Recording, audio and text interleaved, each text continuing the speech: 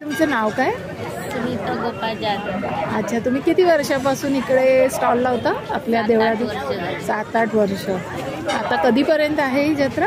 22 तारखेपर्यंत. 22 तारखेपर्यंत. काय अनुभव काय आहे तुम्हाला इकडे येण्याचा? छान आहे अनुभव. आणि साधारण किती लोक येत असतात तिथे दर्शनाला? भरपूर लोक. भरपूर. किती लांबून येतात लोक? काय बोलतात का आम्ही इकडून आलो तिकडून? बाईंदर, अंधेरी वंदेर सगळी. अच्छा. डोंबोली इकडून सगळीकडून येतात. जे इथून मुंबईतून गेले ते सगळे आम्ही पण मुंबईतून गेलो आणि आलोय. दीपक पाटील.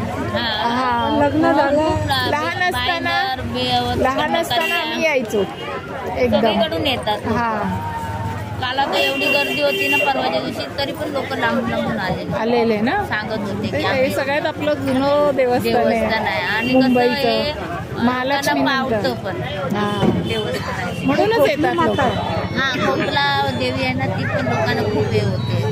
मग ते वेगळं करतात. आणि मी शनिवारची होती आमचं छान वाटतं. सगळे आपले महाराष्ट्रीयन लोक आहेत तिकडे. तुमच्या आई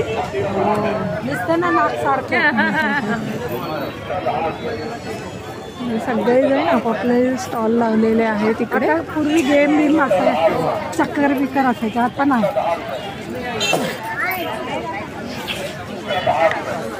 मग हे इकडची नगरपालिका फ्रीमध्ये देते का तुम्हाला स्टॉल? नाही, पैसे घेतात?